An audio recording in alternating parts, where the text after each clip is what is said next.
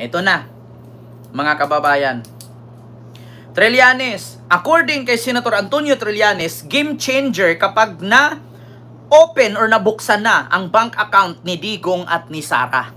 Ano bang ibig sabihin ng game changer? Kanina, pinaliwanag ko yan sa inyo, mga kababayan. So ito basahin ko lang ang post ng Facebook page ng Pilipinas Today. Ito po, mga kababayan. Yan po ang post ng Pilipinas Today. Ano nga ba dito? Basahin ko lang mga kababayan. Ito. Naniniwala si dating Senador Antonio Sonny Trillanes IV na kung sakaling mailabas ang nilalaman ng bank records ni Vice President Sara Duterte, di umano'y magiging game changer. Bakit nyo nasabing game changer? Ito sa impeachment trial laban sa Vice President. O magiging game changer daw ito sa impeachment trial laban kay Sara. Bakit? Ayon kay Trillanes, sa pangalawang part ng special episode ng Pilipinas 360 na inilabas noong Hulyo 12, ang mga moderates na inilarawan niya na bukas pa ang pag-iisip ay magugulantang lalo kapag naipakita ang bank records ng Vice President kaugnay sa mga aligasyon na questionableng paggagastos niya ng confidential fund at intelligence fund. Ngayon, mga kababayan, magbabago daw ang pananaw ng mga putang inang bobong DDS. Pero kahit isampal mo na sa pagmumukha ng mga DDS itong ebidensya na to, hindi pa rin sila maniniwala kasi bobo nga naman. Tignan ninyo, Sabi ni Antonio Trillanes, ayon sa kanya, pangalawang part ng special episode ng Pilipinas 360 na inilabas noong Hulyo 12, ang mga moderates na inilarawan niya bukas pa ang pag-iisip ay magugulantang lalo pag naipakita ang bank records ng Vice President kaugnay sa mga aligasyon ng questionableng paggastos niya ng confidential funds at intelligence fund. Ngayon, ano nga ba? Saan nga ba?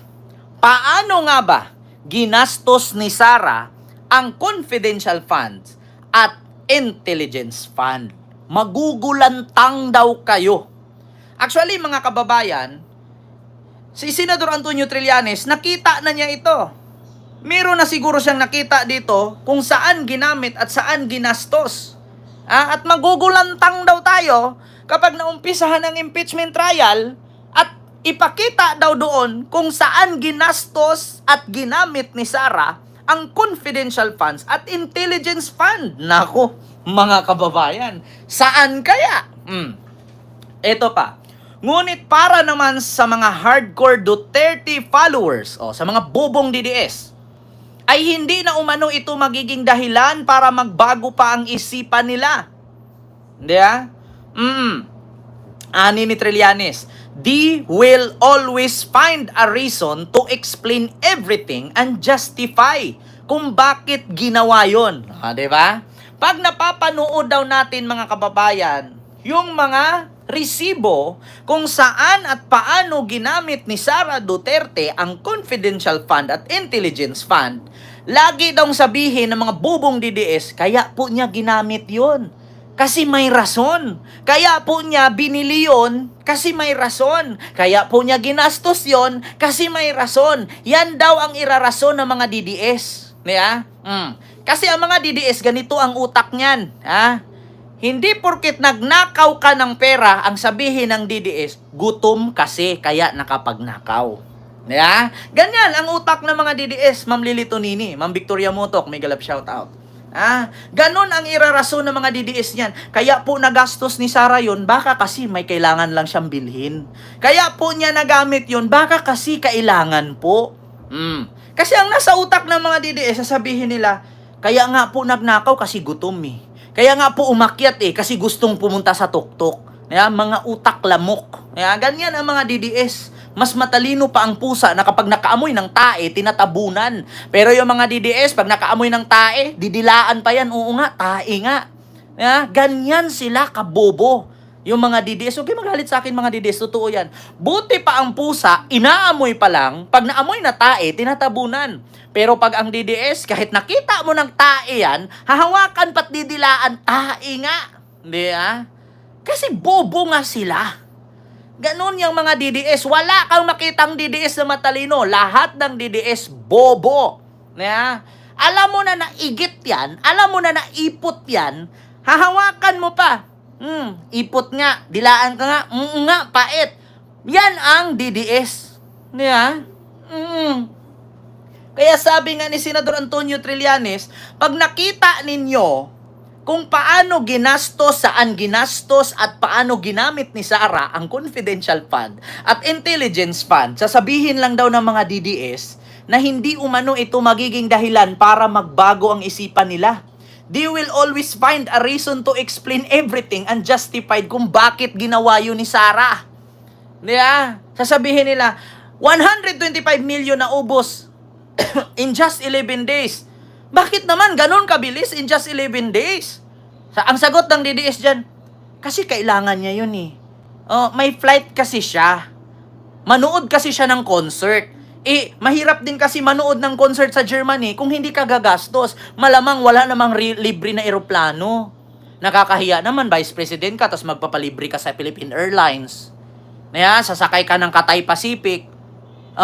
Siyempre, Vice President ka, ipakita mo na may pera ka. Di ba? Ganyan ang irarason ng mga DDS. 125 million na ubos in just 11 days. Bakit nga inubos? Siyempre, manunood ng concert. Natural, gagastos. Saan ba siya kukuha? Meron namang 125 million. Okay na yan sa mga DDS pa ganyan. Bakit? At least ginastos, pinanood ng concert. Di ba? Okay na sa kanila. Sapat na narason yan. Kapag nagnakaw ka ng ulam, sasabihin ng DDS, kaya nagnakaw kasi walang ulam. Okay lang magnakaw kasi wala ngang ulam. Sa madaling salita, okay lang nakawin ang tax ng bayan kasi bakit? Politician naman siya, trabaho naman yan, magnakaw.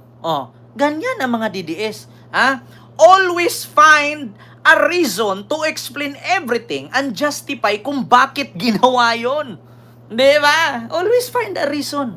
Parang BDO. Your futures begins here. Samantala, unang-una, nasabi ni dating Supreme Court Associate Justice Antonio Carpio, tsuhin ng asawa ni Sara to Antonio Carpio, Justice Associate. Justice Associate Antonio Carpio na nasa bank records umano ang susi para mapatunayan kung totoo o hindi ang mga paratang laban kay Sara. Pinaka-importante yung pagsupina ng bank records. Yun ang pinaka-importante doon. Maglalabanan. Yun ang totoo. Tsuhin na mismo ng asawa ni Sara yan. Ang pinakamahalaga dyan, yung bank record.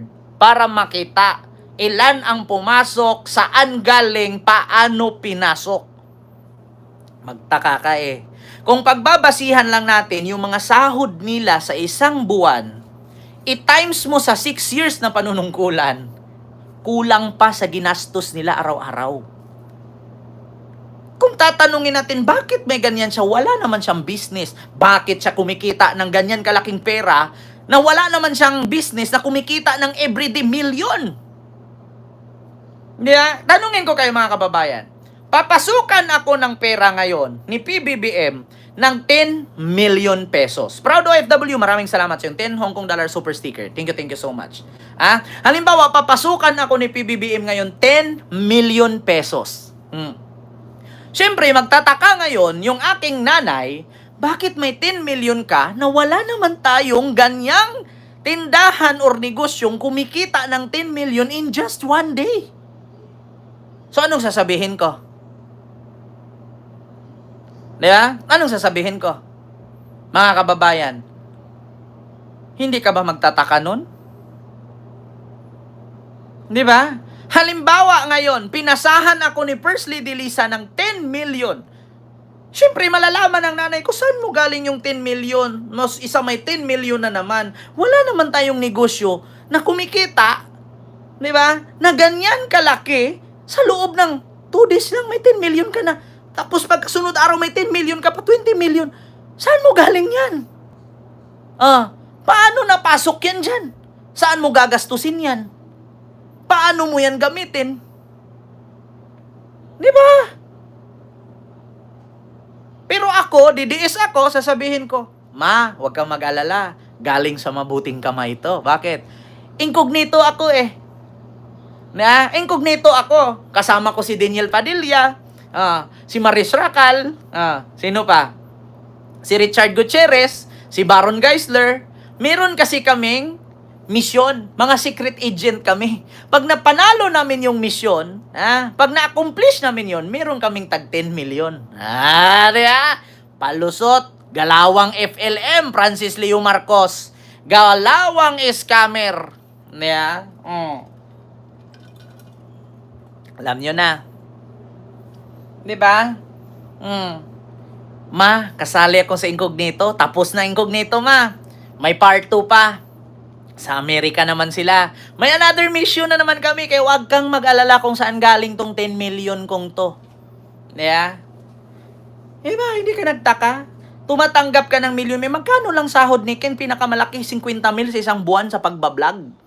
Tapos, kumikita ka, 10 million. Ngayong araw lang to pumasok sa bank account mo. Wala naman tayo ganyang kalaking negosyo na kumukuha ng ganyan. Saan mo galing yan?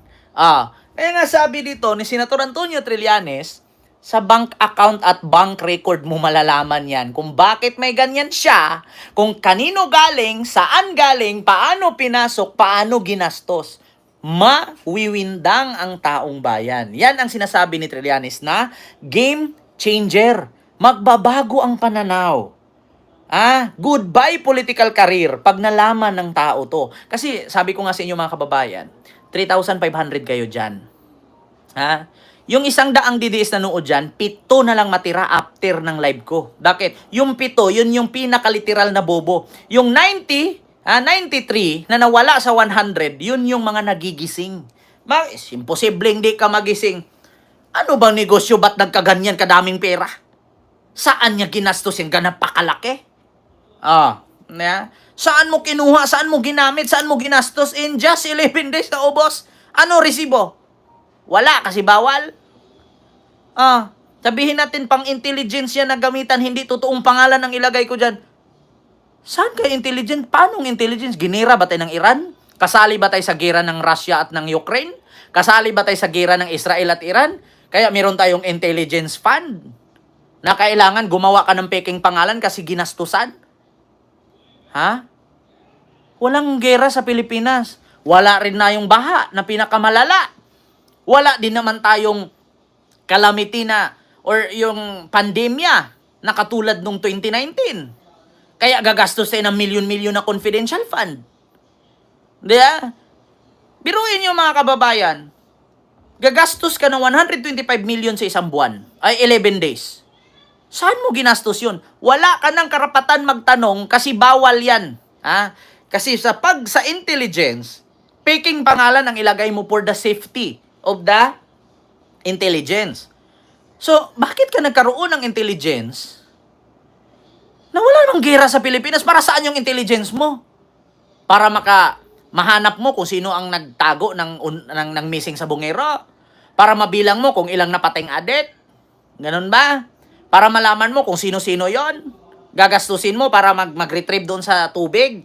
Gamitin ng PCG para kunin yung mga buto? Ganon? Yun ang ibig sabihin ng intelligence fund. Gagamitin mo, halimbawa, pinasok tayo dito ng mga Chinese hacker. Gagamitin mo yung pera na yon para panglaban dun sa mga hacker, para masugbo mo yung nanghahak. Wala namang hacker sa Pilipinas. Wala rin namang gera na pinasok tayo dito ng mga banyaga na ginira tayo. Di ba? Kasi may pondo din ang gobyerno pagdating sa ganyan. O baka ginamit lang sa suroy-suroy. Kaya nga sabi ni Trillanes, game changer yan. Pag nalaman ng taong bayan yan, kung paano ginamit, saan ginamit, at saan ginastos, magigising kayo. Maliban sa mga bobong DDS. Yeah? Ito, bank records, game changer sa impeachment versus Sara Trillanes. Ito yung pinaka-controversial issue or articles doon sa impeachment. Ito yung kumbaga game changer.